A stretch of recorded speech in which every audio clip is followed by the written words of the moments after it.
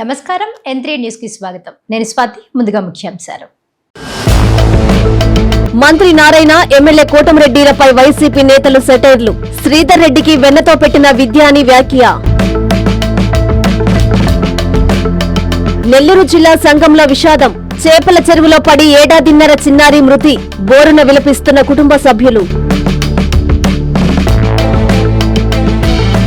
న్యాయవాదిని హత్య చేసిన దుండగులు. దర్యాప్తు ప్రారంభించిన పోలీసులు.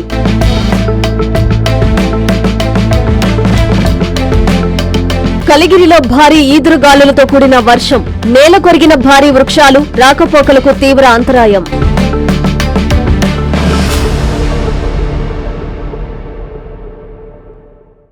కలెక్టరేట్లోని తిక్కన ప్రాంగణంలో ప్రజా సమస్యల పరిష్కార వేదిక కార్యక్రమం జరిగింది. కలెక్టర్ హిమాంశు శుక్లా, జేసీ వెంకటేశ్వర్లు జిల్లా స్థాయి అధికారులతో కలిసి లబ్ధిదారుల నుంచి వినతులు స్వీకరించారు. గ్రీవెన్స్ కి వినతులు పునరావృతం కాకుండా చూడాలని అధికారులను కలెక్టర్ ఆదేశించారు. ప్రజా సమస్యల పరిష్కార వేదికకు అందిన ప్రతి ఫిర్యాదును బాధ్యతగా పరిష్కరించాలని జిల్లా కలెక్టర్ హిమాంశు శుక్లా అధికారుల్ని ఆదేశించారు. నెల్లూరు కలెక్టరేట్లో సోమవారం ప్రజా సమస్యల పరిష్కార వేదిక కార్యక్రమాన్ని కలెక్టర్ నిర్వహించారు. జాయింట్ కలెక్టర్ ముగిలి వెంకటేశ్వర్లు, జిల్లా రెవెన్యూ అధికారి విజయ్ కుమార్, తెలుగు గంగా ప్రత్యేక అధికారి Maheswara Reddy, ITDA PO Srinivasa Rao, survey and land records deputy director Nagasekhar, DRDA PD Nagarajakumari తదితరులతో కలిసి కలెక్టర్ ప్రజల నుంచి వినతులు స్వీకరించారు. వినతుల పరిష్కారంలో ఎవరైనా అలసత్వం వహిస్తే చర్యలు తప్పవని కలెక్టర్ హెచ్చరించారు. ఈ కార్యక్రమంలో జిల్లా స్థాయి అధికారులు, సిబ్బంది పాల్గొన్నారు. నెల్లూరు జిల్లా పోలీస్ కార్యాలయంలో జరిగిన ప్రజా సమస్యల పరిష్కార వేదికలో ఏఎస్పీ సిహెచ్ సౌజన్య పాల్గొన్నారు. పోలీస్ అధికారులతో కలిసి ప్రజల నుంచి వినతులు స్వీకరించారు.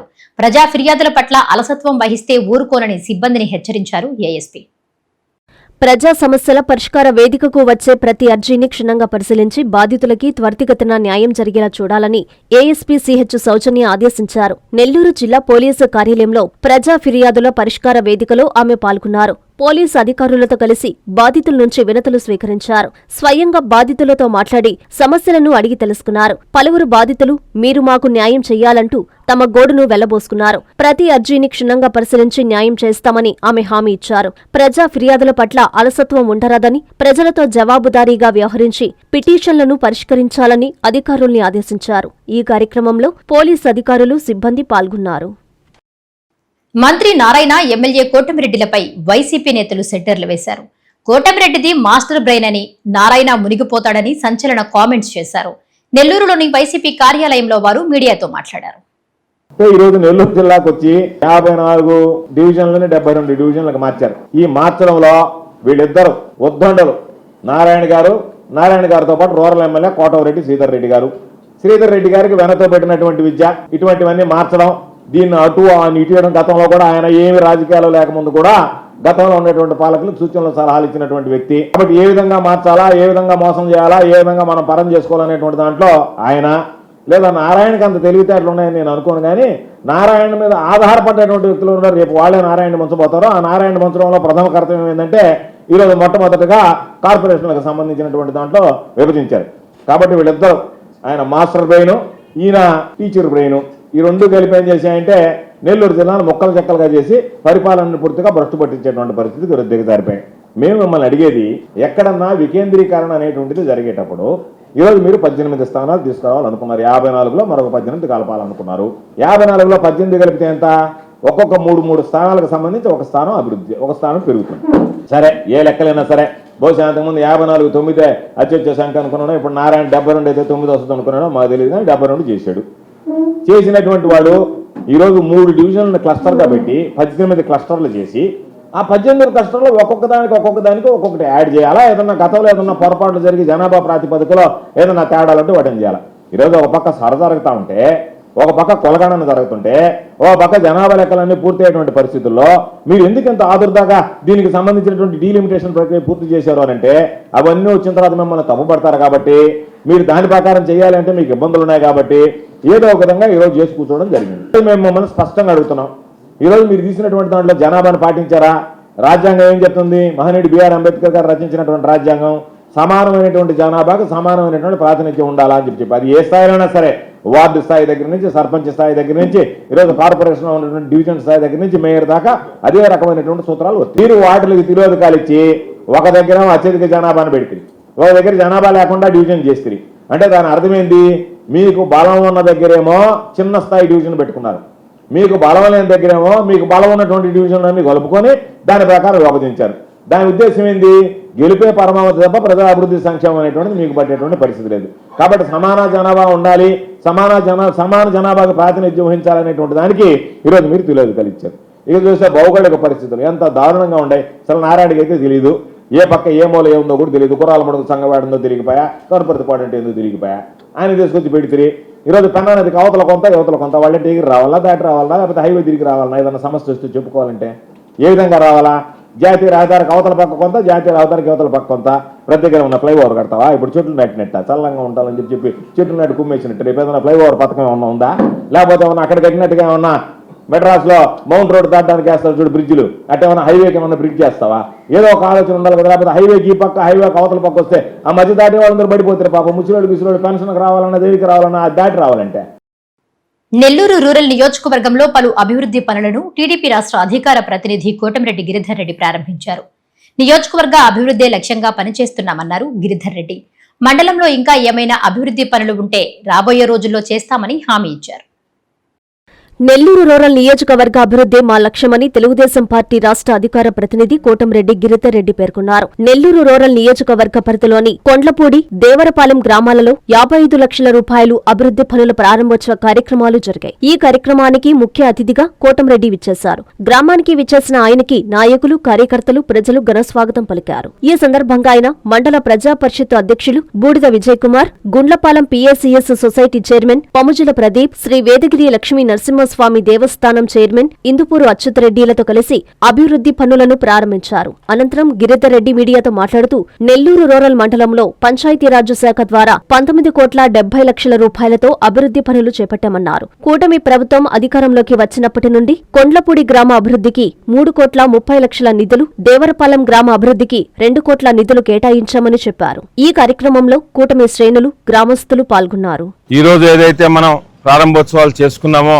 కొండ్లపూడి కానీ దేవరపాలెం మునుపెన్నడూ లేని విధంగా అవి సీసీ రోడ్లైనా, డ్రైన్లైనా, శ్మశాన వాటికి సంబంధించి కానీ, ఎలక్ట్రికల్ పనులకు సంబంధించి కానీ ఈ 2 గ్రామాల్లో కూడా కలిపి దాదాపు 6,50,00,000 రూపాయలతో మనం ఇప్పటిదాకా ఈ కూటమి ప్రభుత్వం అధికారంలోకి వచ్చిన తర్వాత, తెలుగుదేశం, జనసేన, బీజేపీ ప్రభుత్వం అధికారంలోకి వచ్చిన తర్వాత గౌరవ ముఖ్యమంత్రి నారా చంద్రబాబు నాయుడు గారి ఆశీస్సులతో ఈ 2 గ్రామాల్లో కూడా ఈ 23 నెలల కాలంలో 6,50,00,000 రూపాయలతో వివిధ రకాల అభివృద్ధి పనులు చేయడం జరిగింది.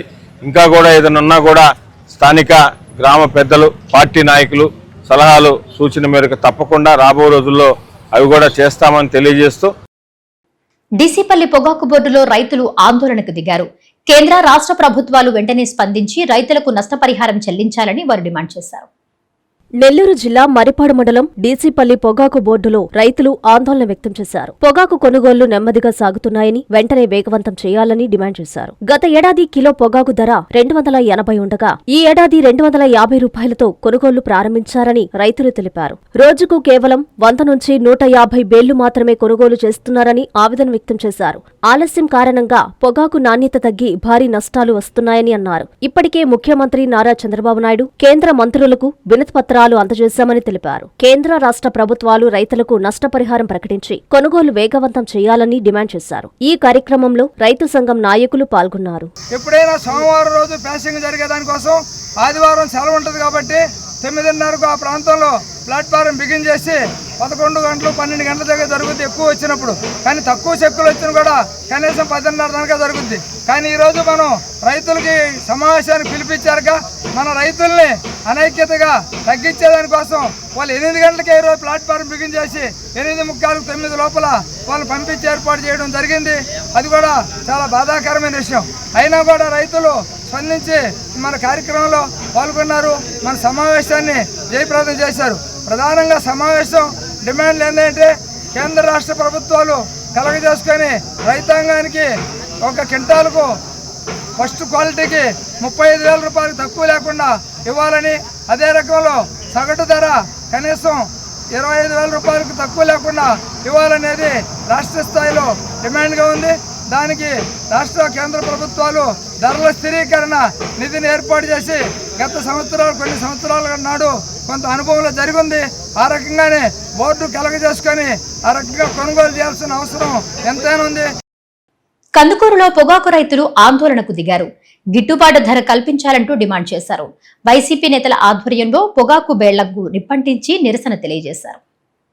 ప్రకాశం జిల్లా కందుకూరులో పొగాకు పంటకు గిట్టుబాటు ధర కల్పించాలని డిమాండ్ చేస్తూ రైతులు పెద్ద ఎత్తున నిరసనకు దిగారు. కందుకూరు వైఎస్సార్సీపీ ఇన్ఛార్జ్ బుర్రా మధుసూదన్ యాదవ్ ఆధ్వర్యంలో రైతులు పొగాకు బేళ్లకు నిప్పు అంటించి తమ ఆవేదనను తెలియజేశారు. ప్రభుత్వం పొగాకుకు మద్దతు ధర ప్రకటించకపోవడంతో రైతులు తీవ్రంగా నష్టపోతున్నారని వైసీపీ నాయకులు ఆరోపించారు. క్వింటా పొగాకుకు పెట్టుబడి ఖర్చు కూడా రావడం లేదని, దళారుల చేతిలో రైతులు దోపిడీకి గురవుతున్నారని వారు మండిపడ్డారు. ఈ నేపథ్యంలో కందుకూరులో వైసీపీ నేతల ఆధ్వర్యంలో రైతులు రోడ్డెక్కారు. పొగాకు బేళ్లను రోడ్డుపై వేసి నిప్పు పెట్టారు. ప్రభుత్వానికి వ్యతిరేకంగా నినాదాలు చేశారు. క్వింటాకు గిట్టుబాటు ధర ప్రకటించి పొగాకు బోర్డు ద్వారా కొనుగోలు చేయాలని డిమాండ్ చేశారు. జగనన్న ముఖ్యమంత్రిగా ఉన్నప్పుడు వైఎస్ఆర్ పార్టీ హయాంలో కేజీ 34 రూపాయలు, 35 రూపాయలు, 36 రూపాయల దాకా పెరిగింది.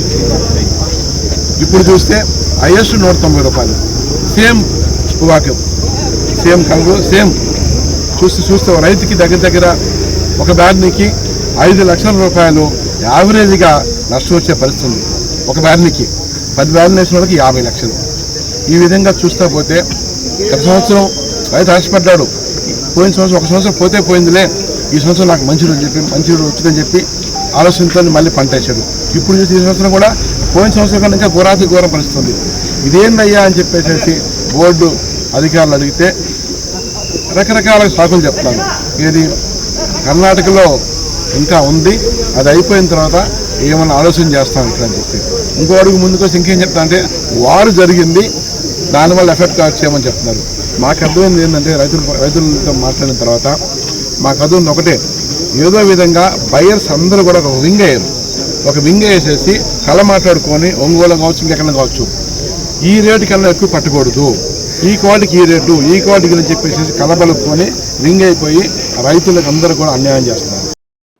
శ్రీశైలం జెన్కో కాలనీలో చిరుత సంచారం కలకలం రేపుతోంది. దీంతో కాలనీ వాసులు భయాందోళనకు గురవుతున్నారు. వెంటనే అటవీశాఖ అధికారులు స్పందించి జనావాసంలోనికి రానివ్వకుండా చర్యలు చేపట్టాలని కోరుతున్నారు. జంతువులు తరచూ జనావాసాల్లోకి వచ్చేస్తున్నాయి. అడవిలో నీరు దొరకక కొన్ని, ఆహారం కోసం కొన్ని పట్టణాల్లోకి ప్రవేశించి ప్రజలను భయభ్రాంతులకు గురిచేస్తున్నాయి. ఈ క్రమంలో శ్రీశైలం సున్నిపెంటలో ఉన్న జెన్కో కాలనీలో సోమవారం తెల్లవారుజామున 4 గంటలకు చిరుతపులి సంచారాన్ని గుర్తించారు. కాలనీలోకి ప్రవేశించి కోడిని ఎత్తుకెళ్లేందుకు చిరుత ప్రయత్నించిందని స్థానికులు అంటున్నారు. ఇదే ప్రాంతంలో గతంలో పలుమార్లు సంచరించి ఒక కుక్కను ఎత్తుకెళ్లిందని తెలిపారు. చిరుత వరుస సంచారంతో కాలనీవాసులు తీవ్ర భయాందోళనకు గురవుతున్నారు. ఓ వ్యక్తి ఎండ తీవ్రతకు మృతి చెందిన విషాద ఘటన నెల్లూరు జిల్లా ఇందుకూరుపేటలో చోటు చేసుకుంది. మృతుడు మైపాడు ఎస్టీ కాలనీకి చెందిన వెలుగు సంజీవయ్యగా పోలీసులు గుర్తించారు. కేసు నమోదు చేసి దర్యాప్తు చేస్తున్నారు. సంజీవయ్య మరణించడంతో ఆ కుటుంబంలో విషాద ఛాయలు అలుముకున్నాయి. ఇందుకూరుపేట మండలం గంగపట్నం గ్రామంలో సోమవారం విషాద ఘటన చోటు చేసుకుంది. మైపాడు ఎస్టీ కాలనీకి చెందిన వెలుగు సంజీవయ్య అనే వ్యక్తి ఎండ తీవ్రతకు మృతి చెందాడు. స్థానికులు తెలిపిన వివరాల మేరకు గంగపట్నం గ్రామంలోని హరిజనవాడ సమీపంలో సంజీవయ్య విగతజీవిగా పడి ఉండడాన్ని గమనించిన స్థానిక ప్రజలు వెంటనే పోలీసులకు, ఆయన కుటుంబ సభ్యులకు సమాచారం అందించారు. సమాచారం అందుకున్న పోలీసులు వెంటనే సంఘటనా స్థలానికి చేరుకొని పరిశీలించారు. మృతుడు మైపాడు ఎస్టీ కాలనీకి చెందిన వెలుగు సంజీవయ్యగా గుర్తించడంతో ఆయన కుటుంబంలో తీవ్ర విషాద ఛాయలు అలుముకున్నాయి. సంజీవయ్య పాత పేపర్లు ఏరుకుంటూ వాటిని అమ్ముకుని జీవనం సాగిస్తుంటాడు. ఎప్పుడూ లేనంతగా ఎండలు కాస్తుండటంతో ఎండ తీవ్రతకు తట్టుకోలేక మృతి చెంది ఉంటాడని పోలీసులు భావిస్తున్నారు. పోలీసులు కేసు నమోదు చేసి మృతదేహాన్ని పోస్టుమార్టం నిమిత్తం ఆసుపత్రికి తరలించారు. ఈరోజు గంగపట్నం గ్రామంలో అర్జునవాడ ప్రాంతంలో ఒక వ్యక్తి చనిపోయినట్టు సమాచారం వచ్చింది. అది మన మండల ఎస్ఐ గారి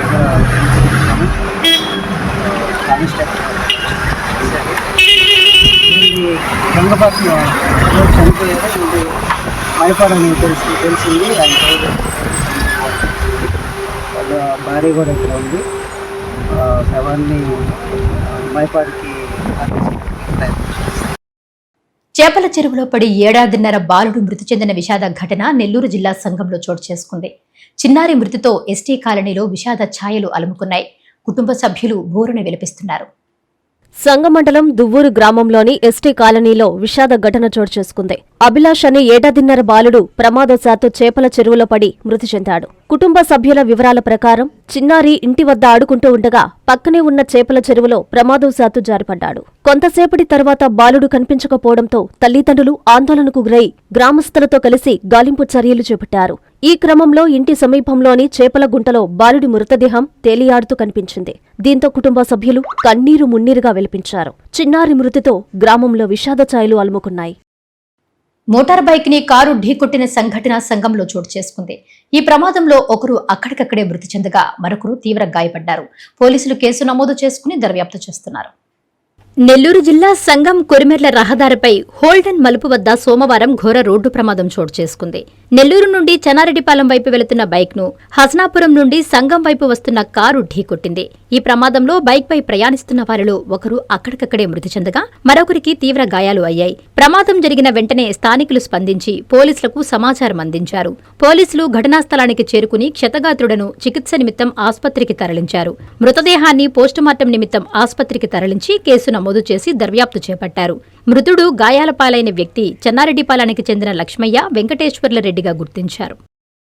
న్యాయవాదిని కారుతో ఢీకొట్టి హత్య చేసిన దారుణ ఘటన తెలంగాణలో చోటు చేసుకుంది.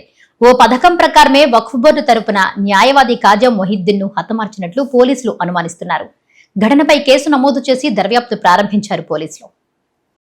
హైదరాబాద్ మాసాబ్ ట్యాంకు ప్రాంతంలో న్యాయవాది మొయినుద్దీన్ హత్య కేసు సంచలనం రేపిన విషయం తెలిసిందే. ఈ హత్య కేసులో సంచలన విషయాలు వెలుగు చూస్తున్నాయి. తెలంగాణ హైకోర్టు న్యాయవాది కాజా మొయిద్దీన్ ను 5 సభ్యుల ముఠా అంతమొందించినట్లు విచారణలో వెల్లడైందే. కిషన్ అనే వ్యక్తి ద్వారా వినయ్ గ్యాంగ్తో ఈ హత్యకు ఒప్పందం కుదుర్చుకున్నట్లు పోలీసుల దర్యాప్తులో తేలిందే. ప్రధాన అనుమానితుడు వినయ్ ను పోలీసులు అదుపులోకి తీసుకుని విచారిస్తున్నారు. మరో 4 నిందితులు గోవా కల్వకుర్తికి పారిపోయినట్లు గుర్తించారు. న్యాయవాది కాజా మొయిద్దీన్ హత్యకు ఉపయోగించిన సెకండ్ హ్యాండ్ కారును 6 నెలల ముందే కొనుగోలు చేసినట్లుగా పోలీసులు గుర్తించారు. న్యాయవాది కదలికపై నిందితులు పలుమార్లు రెక్కి నిర్వహించారు. న్యాయవాదిని ఇంటి వద్ద కారుతో ఢీకొట్టి 20 మీటర్లు లాక్కెళ్లినట్లు సీసీటీవీ ఫుటేజీలో దృశ్యాలు రికార్డయ్యాయి. వక్ఫ్ భూముల వివాదం హత్యకు ప్రధాన కారణమై ఉండవచ్చని పోలీసులు అనుమానిస్తున్నారు. తమ నాన్నకు ముందే బెదిరింపులు వచ్చాయని మృతుడి కుమారుడు ఫర్హాన్ ఆరోపిస్తున్నారు. ఈ కేసులో ఆరోపణలు ఎదుర్కొంటున్న ముజాహిద్ ఆలంఖాన్, మహబూబ్ ఆలంఖాన్ల నుంచి పోలీసులు మరిన్ని వివరాలు సేకరిస్తున్నారు.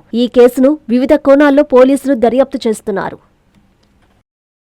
నెల్లూరు జిల్లా కలిగిరి మండలంలో భారీ ఈదురుగాలులతో కూడిన వర్షం కురిసింది. దీంతో పలుచోట్ల భారీ వృక్షాలు నేలకొరిగాయి. రోడ్డుకు అడ్డంగా చెట్లు పడిపోవడంతో వాహనాల రాకపోకలకు తీవ్ర అంతరాయం ఏర్పడింది. నెల్లూరు జిల్లా కలిగిరి మండలంలో సోమవారం తెల్లవారుజామున భారీ ఈదురుగాలులతో కూడిన స్వల్ప వర్షం కురిసింది. ఈ ప్రభావంతో కలిగిరి పట్టణంలోని పలుచోట్ల భారీ వృక్షాలు నేలమట్టమయ్యాయి. ముఖ్యంగా కలిగిరి కొండాపురం ప్రధాన రహదారిపై 4-5 చోట్ల చెట్లు కొమ్మలు విరిగి రోడ్డుకు అడ్డంగా పడిపోవడంతో వాహన రాకపోకలకు తీవ్ర అంతరాయం ఏర్పడింది. అక్కడక్కడ విద్యుత్ స్తంభాలు, తీగలు దెబ్బతిన్నాయి. స్తంభాలు కూలిపోయి విద్యుత్ సరఫరాకు అంతరాయం కలిగినట్లు స్థానికులు తెలిపారు. ఆర్ఎన్బీ శాఖ, విద్యుత్ శాఖ, పోలీసులు, పంచాయతీ అధికారులు తక్షణమే స్పందించి రోడ్డుకు అడ్డంగా పడి ఉన్న చెట్లు, కొమ్మలను తొలగించి వాహనదారులకు ఇబ్బందులు లేకుండా చర్యలు తీసుకోవాలని ప్రయాణికులు కోరుతున్నారు. దళిత క్రైస్తవులు నిర్వహించిన శాంతియుత ర్యాలీలో వైసీపీ నేతలు పర్వతిరెడ్డి, ఆనం విజయ్ కుమార్ రెడ్డి పాల్గొన్నారు. నెల్లూరు కలెక్టరేట్ ఎదుట ధర్నా చేపట్టి వారికి సంఘీభావం తెలియజేశారు. ప్రస్తుత పాలకులు మతాల మధ్య చిచ్చురేపి ప్రజలను ఓటు బ్యాంకు రాజకీయాలకు వాడుకుంటున్నారని పర్వతిరెడ్డి అన్నారు. దళిత క్రైస్తవులకు ఎస్సీ హోదా కల్పించాలన్న బాధ్యత అన్ని పార్టీలపై ఉందని ఎమ్మెల్సీ పర్వతరెడ్డి చంద్రశేఖరరెడ్డి డిమాండ్ చేశారు. దళిత క్రైస్తవులకు ఎస్సీ హోదా కల్పించాలని కోరుతూ నెల్లూరు జిల్లా క్రిస్టియన్ జేఏసీ ఆధ్వర్యంలో నెల్లూరు ఏబీఎం కాంపౌండ్లో శాంతియుత ర్యాలీ జరిగింది. ఈ ర్యాలీలో పర్వతరెడ్డితో కలిసి నెల్లూరు రూరల్ నియోజకవర్గ ఇన్ఛార్జ్ ఆనం విజయ్ కుమార్ రెడ్డి పాల్గొన్నారు. ఏబీఎం కాంపౌండ్ నుంచి నెల్లూరు కలెక్టరేట్ వరకు ర్యాలీ నిర్వహించారు. అనంతరం కలెక్టరేట్ ఎదుట ధర్నా చేపట్టారు. ఈ సందర్భంగా ఆనం విజయ్ కుమార్ రెడ్డి పాస్టర్ మీడియాతో మాట్లాడుతూ మత ప్రాతిపదికన ప్రజలను విభజించడం సరికాదన్నారు. ఎస్సీ, ఎస్టీ, బీసీ, మైనారిటీ అన్ని వర్గాలకు సముచిత న్యాయం జరగాలన్నదే వైఎస్ జగన్మోహన్రెడ్డి ఆకాంక్ష అని పేర్కొన్నారు. భారతదేశంలో ప్రజలు ఏ మతాన్ని అయినా స్వేచ్ఛగా స్వీకరించే హక్కు రాజ్యాంగం కల్పించిందన్నారు. ప్రస్తుత పాలకులు మతాల మధ్య చిచ్చురేపి ప్రజలను ఓటు బ్యాంకు రాజకీయాలకు వాడుకున్నారని అన్నారు. ప్రస్తుతం దళిత క్రైస్తవులు కోరుతున్న న్యాయబద్ధమైన డిమాండ్కు వైఎస్సార్ కాంగ్రెస్ పార్టీ సంపూర్ణ సహకారం అందజేసి వారికి అండగా నిలుస్తుందన్నారు. ఈ కార్యక్రమంలో వైసీపీ శ్రేణులు, క్రైస్తవులు, పాస్టర్లు పాల్గొన్నారు. భారతదేశం మొదటి నుంచి కూడా ఒక లౌకిక దేశం. అంటే ఈ దేశంలో పుట్టిన ప్రతి ఒక్కరు కూడా స్వేచ్ఛగా ఏ మతమైనా తీసుకోవచ్చు, ఏ దేవుణ్ణైనా కూడా వారు కొలుచుకునే అవకాశం కూడా ఉంటుంది. మరి అలాంటి దేశంలో స్వాతంత్రం వచ్చి ఇన్ని సంవత్సరాలైనా కూడా ఈ రోజుటికి కూడా కొంత వివక్షకు గురవుతూనే ఉన్నారు. ప్రధానంగా ఇప్పుడు ప్రస్తుతం ఉన్నటువంటి పాలకులు ఈ కులాలు మతాల మధ్య చిచ్చు పెట్టడం, వారిని రెచ్చగొట్టడం, వారి ఓటు బ్యాంకులతో ఆటలాడుకోవడం ఆనవాయితీగా కూడా జరుగుతూ వస్తూ ఉంది. ఇది తీవ్రమైనటువంటి పరిణామాలకు దారితీసే పరిస్థితి కూడా ఉంటుంది. ఎందుకంటే ప్రపంచంలో ఏ దేశంలో కూడా ఇన్ని కులాలు ఇన్ని మతాలు లేవు. మరి భారతదేశంలో ఇన్ని కులాలు ఇన్ని మతాలు ఉండడం, వారందరం కలిసి ఉండడం మనం గర్వంగా కూడా ఫీల్ అవుతాం, భారతదేశం ఇంత గొప్పదని. మరి అలాంటి దేశంలో ఈరోజు వివక్షకు గురవుతా కొన్ని కులాలు కొన్ని మతాలని వివక్షకు గురి చేస్తూ ఉన్నప్పుడు తప్పకుండా కూడా అది అంతర్యుద్ధానికి కూడా దారితీసే అవకాశం ఉంటుంది. అలాంటి పరిస్థితులు రాకుండా ప్రభుత్వాలు జాగ్రత్తలు తీసుకోవాల్సిన అవసరం కూడా ఉంటుంది. మరి కులాలు ఏవైనా కూడా వారికి ఇష్టమైనటువంటి మతం తీసుకున్నప్పుడు వారికి ఉన్నటువంటి రిజర్వేషన్ని రద్దు చేస్తామని చెప్తే వారి హక్కులకు భంగం కలిగించినట్టు అవుతుంది. వారి పేదరికం ప్రామాణికంగా తీసుకోవాలి, కానీ వారు ఎక్కడ పుట్టారు, ఏ విధంగా ఉన్నారో దాన్ని ప్రామాణికంగా తీసుకోవాలి. కానీ వారు ఏ దేవుణ్ణి కొలిచారు, ఏ మతంలో ఉంటున్నారన్నది ప్రామాణికంగా తీసుకొని మీ రిజర్వేషన్లు రద్దు చేస్తామంటే కేవలం ఓటు బ్యాంకు రాజకీయాల కోసం వీరి పాలన శాశ్వతంగా ఉండాలా అన్న ఆలోచనతో కొంతమందిని అణగారిన వర్గాలందరినీ కూడా అణిచివేసేటువంటి ప్రక్రియలో భాగంగా ఈ కార్యక్రమాలన్నీ కూడా జరుగుతూ ఉన్నాయి. ఈ దేశంలో మతం అనేది పూర్తిగా ఒక వ్యక్తిగతమైనటువంటి స్వేచ్ఛకు సంబంధించినటువంటి విషయం. మరి ఏవైతే దళితులకు రిజర్వేషన్లు మిగతా మతాల్లో మిగతా వివక్షత గురైనటువంటి అన్ని ప్రాంతాలలో ఉన్నటువంటి దళితులకి ఈ హక్కులు సంక్రమిస్తున్నాయో అవన్నీ కూడా ఈరోజు దళిత క్రైస్తవులు ఎవరైతే క్రైస్తవ మతాన్ని స్వీకరించారో వాళ్ళు దళితులు అయినప్పటికీ వాళ్ళు రిజర్వేషన్ల కింద రారు అని చెప్పడం సమంజసమైనటువంటి విషయం కాదు. మరి ఈ దేశంలో ఎవరైనా సరే ఒక మతం మారినప్పుడు వాళ్ళ సోషల్ స్టేటస్ మారినప్పుడు దళితులకి ఎందుకు మారాలి అని చెప్పి కూడా మేము ఈ సందర్భంగా ప్రశ్నిస్తున్నాం. వైఎస్ఆర్ కాంగ్రెస్ పార్టీ ఈరోజు మేమందరం కూడా దళిత క్రైస్తవులకి మద్దతుగా నిలిచి రిజర్వేషన్లు హిందువులకి ఏ విధంగా అయితే ఉన్నాయో దళిత క్రైస్తవులకు కూడా అదే విధంగా ప్రభుత్వం రక్షణ కల్పించాలని కోరుతూ నెల్లటూరు ప్రైవేట్ థర్మల్ కేంద్రం వద్ద కార్మికులు చేపట్టిన ఆందోళన సోమవారం నాటికి 8వ రోజుకు చేరుకుంది. రోడ్డు మీద కూర్చుని వేడుకున్నా స్పందించరా అంటూ ఆవేదన వ్యక్తం చేశారు కార్మికులు. యాజమాన్యం స్పందించుకుంటే పోరాటానికి దిగుతామని హెచ్చరించారు కార్మికులు. 8 రోజులుగా రోడ్డు మీద కూర్చొని జీతాలు పెంచమని అడుగుతుంటే యాజమాన్యం పట్టించుకోపోవడం దారుణమని కార్మికులు వాపోతున్నారు. నెల్లూరు జిల్లా ముతుకూరు మండలం నేలటూరులోని ప్రైవేటు థర్మల్ కేంద్రం ఎదుట కార్మికులు చేస్తున్న ఆందోళన సోమవారంతో 8వ రోజుకి చేరుకుంది. జీతాలను పెంచాలని, సకాలంలో జీతాలు చెల్లించాలని, కార్మికుల ఆందోళన పట్ల యాజమాన్యం స్పందించాలని పెద్ద ఎత్తున నినాదాలు చేశారు. ఈ సందర్భంగా సిపిఎం జిల్లా కమిటీ నాయకులు గడ్డం అంకయ్య మాట్లాడుతూ యాజమాన్యం స్పందించకపోతే పోరాటం ఉధృతం చేస్తామని హెచ్చరించారు. అనంతరం పలువురు కార్మికులు మీడియాతో మాట్లాడారు. ఈ కార్యక్రమంలో పలువురు సిఐటియు నాయకులు, కార్మికులు పాల్గొన్నారు. ఈ రోజు నిత్యావసర వస్తువులు ఈ దేశంలో విపరీతంగా పెరిగిపోయాయి. అయినా కూడా అనేక కష్టాలు నష్టాలకి అనేక కష్టాలు వ్యాధులు ఇచ్చిన క్యాన్సర్ ఇచ్చిన మా ఇళ్ల మీద మా నీళ్ళలో తాగే నీళ్ళలో తినే అన్నంలో బూర్డు పడుతూ ఉంది. కాలుష్యం విపరీతంగా పెరిగిపోయింది. అయినా కూడా భరిస్తూ ఉన్నాం. అయినా కూడా ఏదో కంపెనీ పడ్డది మా బతుకుద్దరి కోసం ఏదో చేసుకోవాలని నేను శ్రమిస్తుంటే ఆ శ్రమకి ఎలగట్టకుండా మా కష్టానికి వాళ్ళు గుర్తించకుండా వాళ్ళు ఇచ్చే 4 రూపాయలకి మాకు సాలించి జీతం. కాబట్టి మా వాళ్ళు అందరూ కలిసి దీన్ని ఎలా ఇదేనా మా గుడిసే చేసుకోవటమేనా, దీని పరిష్కారం లేదా ఏందని చెప్పి మా వాళ్ళు ఈరోజు ఇక్కడ ధర్నా చేయడం జరిగింది.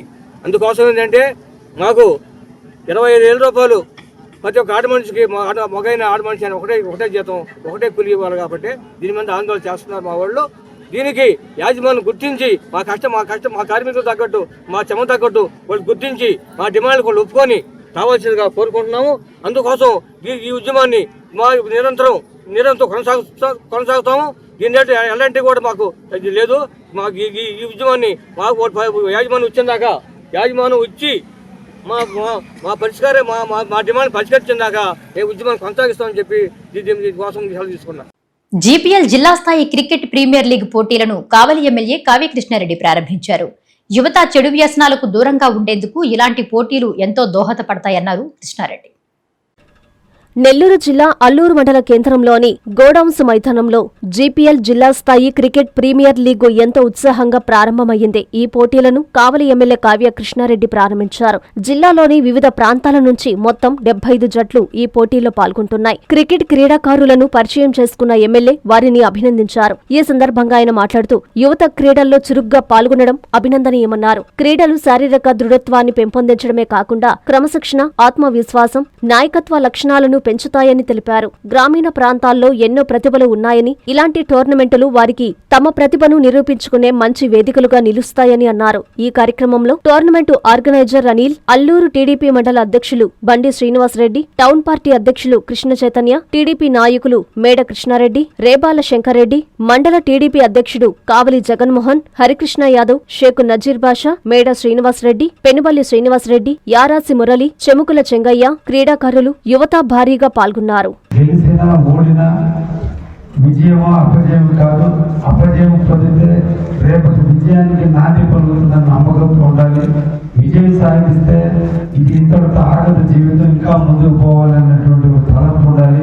కాబట్టి విజయాన్ని అపజయాన్ని రెండింటి సమపాలనలో వేరు చేసుకుని ముందుకు పోగలిగితేనే దేంట్లోనే మనం రాణించగలం. కాబట్టి తప్పకుండా స్పోర్ట్స్ మ్యాన్స్ అందరూ కూడా ఒక స్పిరిట్తో ఆడి అల్లూరులో మొట్టమొదటి చేస్తే ఇంకొకసారి ఎవరు కండక్ట్ చేసినా గోడాసు టీము, జీపీఎల్ టీము నిర్వహించినట్టుగా ఇంకెవరు నిర్వహించలేకపోయారనే విధంగా మీకు ఒక పరీక్షా కాలం కాబట్టి ఒక పైన ఎండలు జరుగుతున్న టైంలో తప్పకుండా మేనేజ్మెంట్ అనేది రాగద్వేషాలకు అతీతంగా ఉంది. కరెక్ట్గా సిస్టమేటిక్ మీరు ఏదైతే రూల్స్ అండ్ రెగ్యులేషన్ ఫ్రేమ్ చేసుకున్నారో ఆ రూల్స్ అండ్ రెగ్యులేషన్ ప్రకారం టోర్నమెంట్ నిర్వహించి అల్లూరుకు మంచి పేరు తెచ్చి జీపీఎల్ అనేది ఒక రికగ్నైజ్డ్ క్రికెట్ టోర్నమెంట్ నిర్వహించేటువంటి సంస్థగా ఎక్కువ కాలం ప్రజల్లో ఉండే విధంగా మీరందరూ కూడా యువత రావాలని మనసారా కోరుకుంటూ సెలవు తీసుకున్నాం. వార్తలు ముగించే ముందు ముఖ్యాంశాలు మరోసారి. మంత్రి నారాయణ, ఎమ్మెల్యే కోటమిరెడ్డిలపై వైసీపీ నేతలు సెటైర్లు. శ్రీధర్ రెడ్డికి వెన్నతో పెట్టిన విద్య అని వ్యాఖ్య. నెల్లూరు జిల్లా సంఘంలో విషాదం. చేపల చెరువులో పడి ఏడాదిన్నర చిన్నారి మృతి. బోరున విలపిస్తున్న కుటుంబ సభ్యులు. న్యాయవాదిని హత్య చేసిన దుండగులు. దర్యాప్తు ప్రారంభించిన పోలీసులు.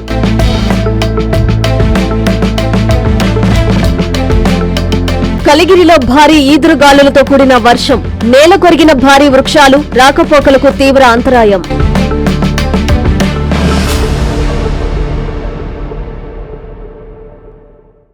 ఈ వార్తలు ఇంతటితో సమాప్తం. నమస్కారం.